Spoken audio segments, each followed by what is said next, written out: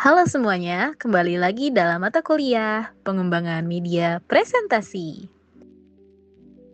Tipers, pernahkah kalian merasa ada presentasi yang sangat menarik dan mudah dipahami, tetapi ada juga presentasi yang terasa membingungkan dan membosankan? Padahal, materi yang disampaikan bisa saja sama. Namun, mengapa hasilnya berbeda ya? Nah, hal tersebut terjadi karena dalam sebuah presentasi tidak hanya isi materi yang penting, tetapi juga bagaimana materi tersebut dirancang dan disampaikan kepada audiens. Disinilah peran instructional design menjadi sangat penting.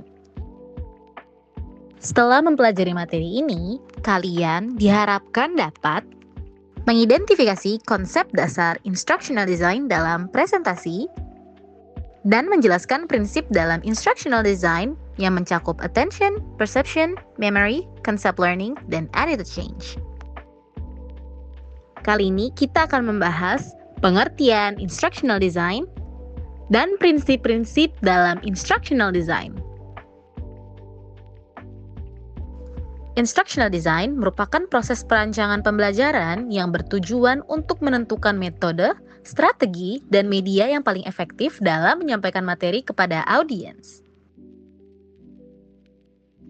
Terdapat 5 komponen utama dalam instructional design, yaitu attention, perception, memory, concept learning, dan attitude change. Kelima komponen ini saling berkaitan dalam menciptakan pembelajaran yang efektif.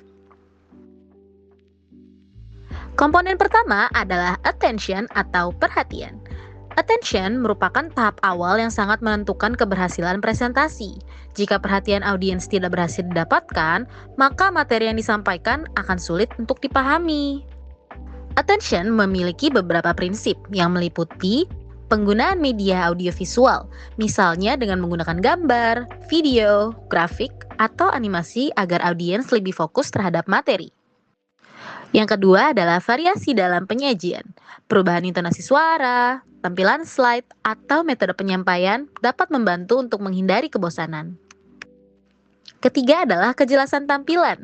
Visual itu harus sederhana dan tidak terlalu ramai agar perhatian audiens tetap fokus pada pesan utama. Keempat adalah keterlibatan audiens. Penyaji dapat mengajukan pertanyaan atau memberikan contoh yang relevan agar audiens merasa terlibat. Kelima, relevansi materi. Audiens lebih mudah memperhatikan materi yang dekat dengan pengalaman mereka loh tipers.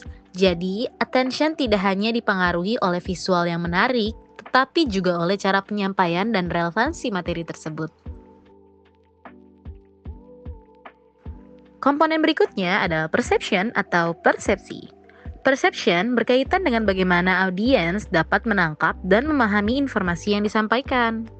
Perception memiliki prinsip yang meliputi 1. Penyederhanaan informasi.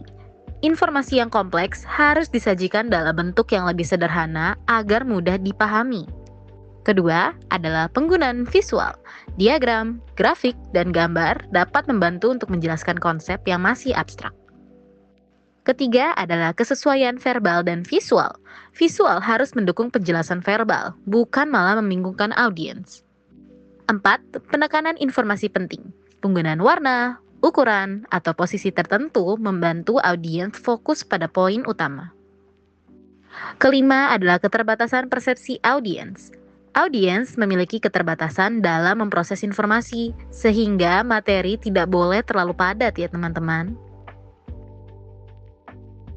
Selanjutnya adalah memori atau daya ingat.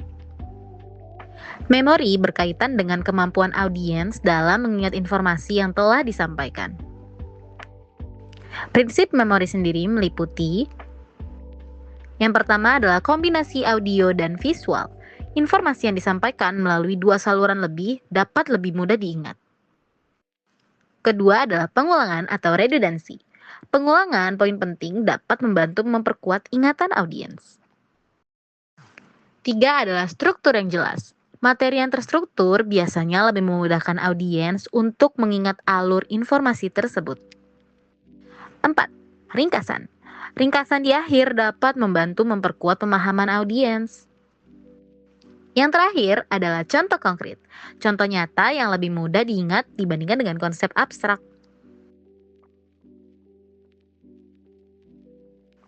Komponen berikutnya adalah concept learning. Concept learning berkaitan dengan bagaimana audiens memahami konsep melalui penyajian informasi yang sistematis. Prinsip dalam concept learning meliputi yang pertama, penggunaan ilustrasi dan diagram. Ini membantu untuk menjelaskan hubungan antar konsep. Yang kedua adalah penyajian bertahap, yaitu konsep yang disampaikan dari sederhana menuju kompleks. Ketiga adalah penggunaan contoh nyata, membantu audiens dalam memahami konsep abstrak. Keempat adalah pengorganisasian informasi, di mana materi ini disusun secara sistematis agar nantinya lebih mudah untuk dipahami. Yang terakhir adalah penguatan melalui latihan. Latihan dapat membantu memastikan konsep benar-benar dipahami. Komponen terakhir adalah attitude change atau perubahan sikap. Menurut Fleming dan Levy, attitude change merupakan proses perubahan sikap audiens yang dipengaruhi oleh pesan pembelajaran yang disampaikan. Prinsip pada attitude change meliputi pesan persuasif. Pesan harus logis, jelas, dan relevan agar mampu mempengaruhi audiens. Kedua, modeling. Audiens cenderung meniru perilaku yang ditampilkan oleh suatu model. Ketiga adalah reinforcement, di mana ini adalah penguatan yang membantu mempertahankan perubahan sikap. Yang keempat adalah cognitive dissonance, yang artinya ketidaksesuaian antara sikap dan perilaku dapat mendorong perubahan sikap. Dan yang terakhir adalah pendekatan emosional. Cerita dan pengalaman emosional dapat memperkuat perubahan sikap.